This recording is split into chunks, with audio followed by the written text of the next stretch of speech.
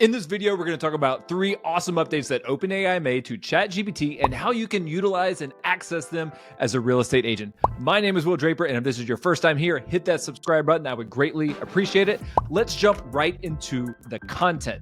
And the best way to do that, I'm going to do a screen share here and actually show you what these features are, how to access them, and how to use them. All right, so here we are in ChatGPT, and we're actually in my personal version of it. Now, one point of clarification here is that we're not accessing the 3.5 or the original version. We're in version 4, which is the one that you have to have a paid subscription for. So a lot of these features I'm going to go over, you've got to have that paid subscription for.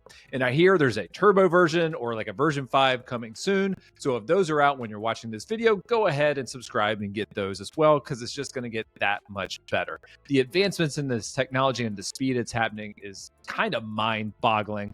But that aside, let's get back into this. So one of the updates that they made is that you now have internet access. You used to have a plugin. You would go to like the Google Chrome store and download a plugin called Web ChatGPT to actually open it up to where you could be inside of ChatGPT and actually access the internet. So this was a huge pain point in my side and so many other people's side, and now you can do it right inside here.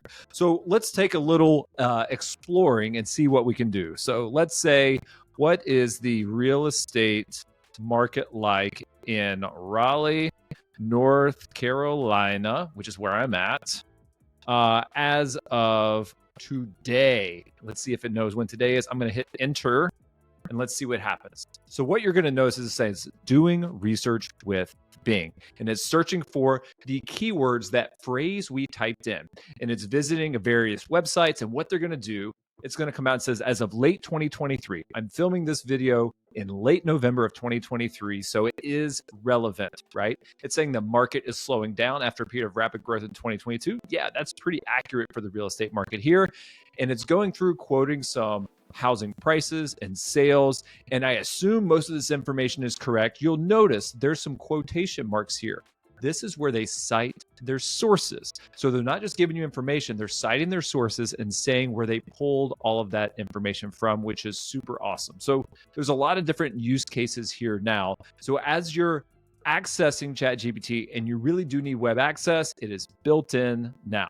Now, the second feature that they updated that I really like beyond internet access is the ability to read and scan other web pages. So imagine if you're trying to educate yourself and you're doing some blog research to come up with content for your real estate website or anything like that.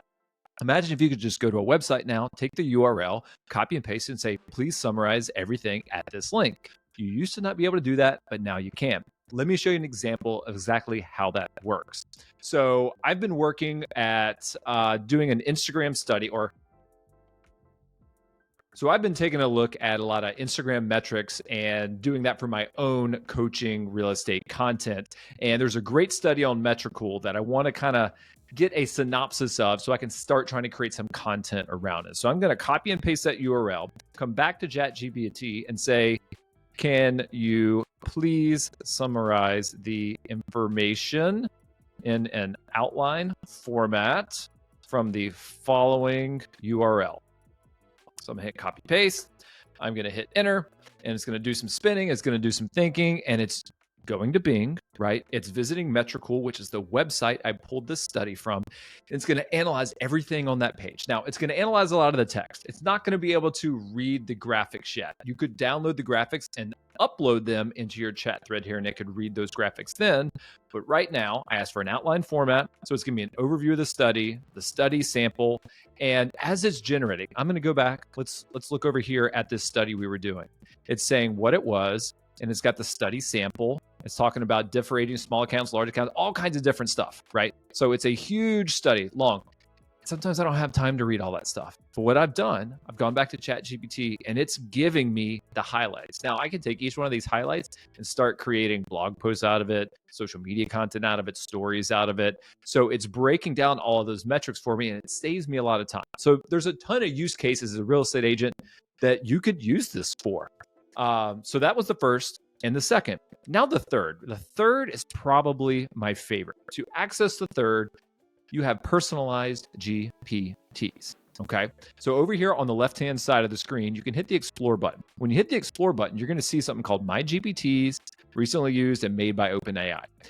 Each one of these GPTs is a AI agent. It's an artificial intelligence agent. It's essentially a virtual assistant in your business. Each one of these is specifically created to do a singular task. So for example, I have created a real estate coach GPT. It is coaching me on creating real estate content for Instagram, which is actually pretty cool. It's been great. I just created one for a client earlier today that's called Google Help, and it's an SEO expert specializing in Google business profiles. So let's go to create a GPT, do a quick walkthrough of it. Let me show you kind of how it works. So we're going to create a GPT. And let's say, for instance, we wanted to create a GPT that writes blog content for our real estate website. So it's going to come up and it's going to prompt you. Now, here's an interesting point. OpenAI realizes that prompting is hard. And people are having to learn this new skill set, and they want to make it easy for you, which is why they created these GPTs that basically prompt for you. So in the GPT builder, it's going to say, hey, we're going to build you a new GPT. You can say something like, make a creative who helps generate visuals for new products, or make a software engineer who helps format my code. What would you like to make? Now, this is where you need to be clear and specific. So if we want a expert copywriter creating blog content for my website that I use as a real estate agent, and I'm going to hit enter. So I've told it I want what job I want. I want an expert copywriter that creates blog content for my website that I use as a real estate agent. Now, this GPT is going to be all built around making blog content for a real estate specific website. Notice this is like one singular task. We're not asking it to do all of our copywriting. We're trying to narrow our focus down. Okay, so each one of these GPTs is going to have a very, very, very narrow focus. And as it's building this GPT, you see there's a create button right here and a configure button. The create button, you're creating the GPT, and the configure button is where it's storing all of this information. It's basically building custom instructions for you. If you don't know what custom instructions are, drop a comment down below and let me know if I need to make a video about what custom instructions are and how to utilize them.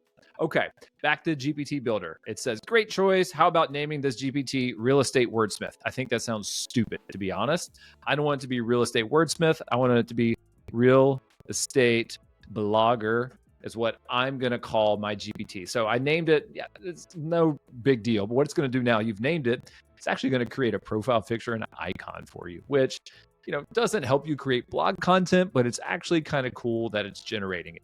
So again, the way this is laid out, we're going to walk through these prompts right here. It's going to configure it, and hey, it used DALL-E to create that image. I like the profile picture. I don't need to change it. It doesn't bother me. It's just for fun. I'm going to say, no, this works. Thank you. Again, always be polite to your ChatGPT. So I said this works. And now over on the right, you see preview. These right here are starting prompts. Okay. What are the latest real estate market trends? How can I improve my home's value before selling? These are different blog prompts that it's creating for you. It's creating conversation starters based on the information we're entering over here on the create side.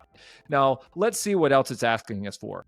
To start, what specific types of real estate topics or themes would you like to focus on when creating blog content? This can include anything from specific property types to market trends or buyer-seller advice.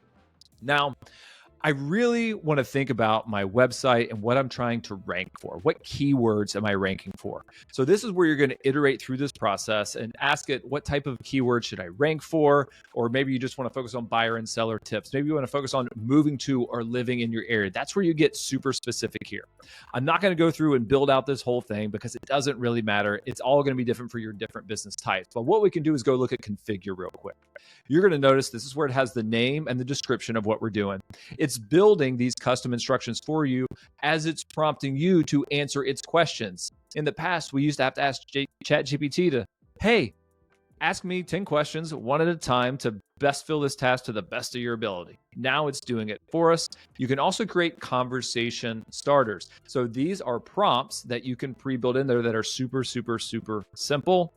And then what I want to point out here is knowledge. So over here, knowledge upload files. If you have some blog posts that you've written in the past that you really like that speaks to your tone and your style, upload them here. If you have blog content from another website that you love the tone, you love the style, you love how it's formatted, upload those there. Copy paste them, throw in a Word doc, a PDF. It can read all that. It can read image files.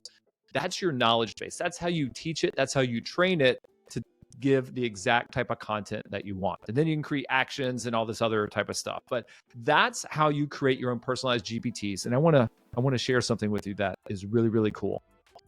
If you look in this upper right-hand section over here where it says save, and you click on the save button, you're going to see publish to only me, only people with link, and public.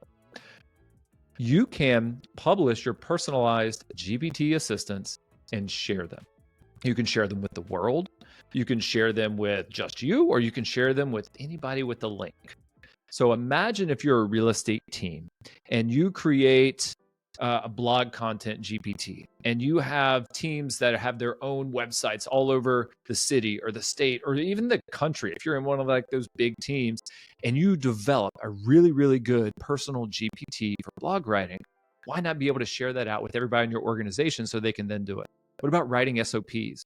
What about writing job descriptions or property descriptions or doing CMAs, right? What about creating real estate content for Facebook and Instagram? What about writing YouTube videos? The possibilities are absolutely endless. These 3 changes that OpenAI has made are a game changer. I hope you enjoyed this video. Hit that subscribe button, hit the like button, drop me a comment below. Thanks for watching. I'll see you on the next video.